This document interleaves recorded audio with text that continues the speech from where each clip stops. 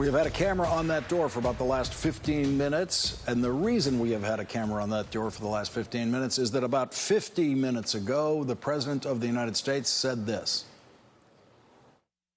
Doing great. We had a really fantastic meeting.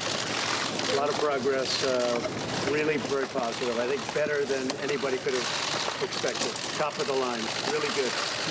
We're going right now for a signing. What are you signing? Can I give any comments about denuclearization? What are you signing, sir?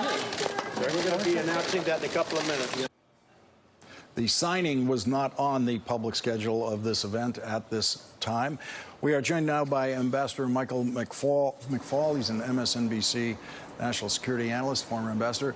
Ambassador McFaul, there's been a certain amount of discussion that whatever was going to come out of this meeting had already been agreed to before the parties arrived in Singapore. Is that a possibility? Of course, that's a possibility. That would be good staff work. And maybe the agreement that we're about to see signed was negotiated by lower-level officials. And again, the content, as we've been saying now several times, is what matters. It's easy to sign an agreement that's abstract about we all are committed to getting along. That would mean nothing as far as I'm concerned.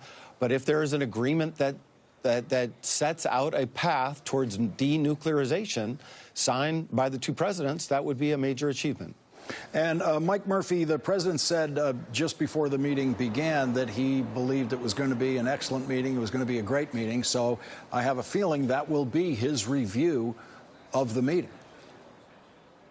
Yeah, I think so.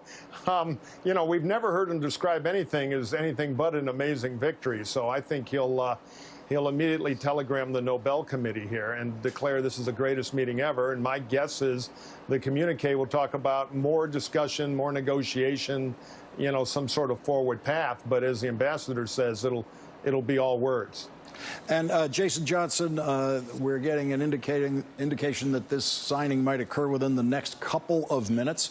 And again, this was not on the schedule for this point in the meeting, but these are both people who like to have surprises like this. Right. Well, because this makes this keeps the interest on them, right? This is their version of the royal wedding. Everyone's going to pay attention and identify everything about their body language. And Trump will sit there and do his famous thing where he takes a piece of paper and kind of moves it back and forth on his desk. But again, if it doesn't move the needle, if it doesn't improve the lives of millions of Koreans, if it doesn't improve the safety of people across the globe, it doesn't really matter. And I think this is important to understand, you know, sort of domestically. Look, Kim Jong-Un is going to go home and say, look what I managed to do, right? Look, everybody else in the world, I got this guy to come over here. So his victory works. He could sign this in crayon, and he's already accomplished what he wanted from a political capital standpoint. The president has a tougher job. If this piece of paper doesn't amount to anything except like a car rental or something else like that, he's going to have a hard time coming back to the United States and saying that this trip was worth it. Given how much his own administration is sort of back and forth on this issue, we expect something to be accomplished here. And if he doesn't have anything to show for it, that's going to ding him in the polls.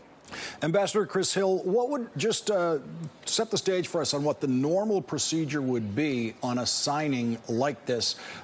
These men presumably will come into this room. They will sign something. What would be the normal procedure about revealing publicly what it is they're signing and exactly what's in it? Well, first of all, you would announce it as part of the schedule.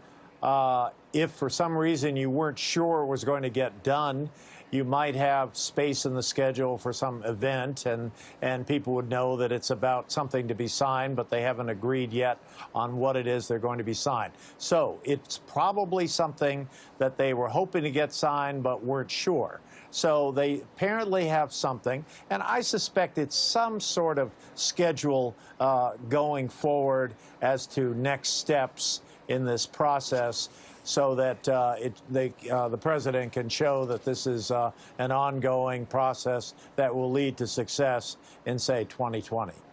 We just saw the North Korean delegation and the U.S. delegation enter the room. There is Secretary of State Mike Pompeo, obviously waiting for the president and Kim Jong-un to come through that door, which could be at any moment now, with all of the president's staff, including White House Chief of Staff, also National Security Advisor John Bolton, already in that room.